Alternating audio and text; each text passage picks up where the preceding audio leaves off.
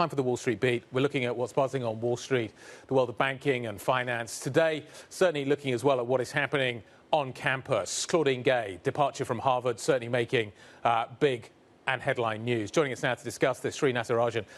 Sri, we've been waiting to see whether or not she departs or not. The question is what happens next now that she has. Bill Ackman continuing his push. He thinks the whole board should go. Are we done? Is it over?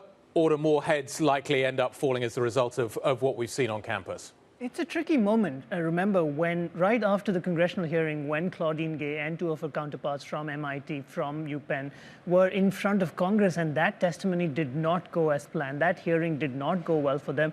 You actually thought all three of them could be on their way out. Liz McGill resigned a few days later, but Harvard Corp, the governing authority at Harvard, came out in support of Claudine Gay, and she managed to stay on in that seat, and it looked like she will be able to ride it out.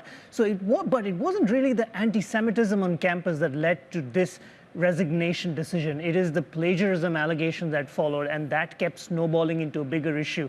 In the end, when you combine all the campus issues, add to that all the questions about her academic credentials, you had a situation where it just was going to be so very hard for her to continue. Now the focus is on MIT, but also we have Bill Ackman coming out this morning saying the rest of the Harvard board also needs to go. Somehow it just feels like this might be the end of it, but we've called it wrong before, so we'll just have to wait and see.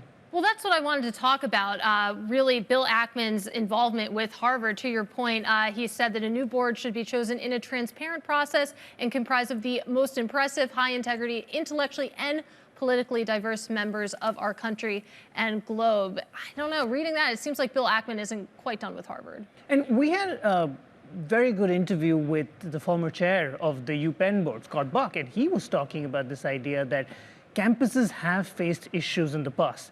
But for the most part, for decades and decades and decades, in fact, for centuries, governance on college campuses has worked. It doesn't mean you go out there and rip up the script and reinvent the wheel, if you may.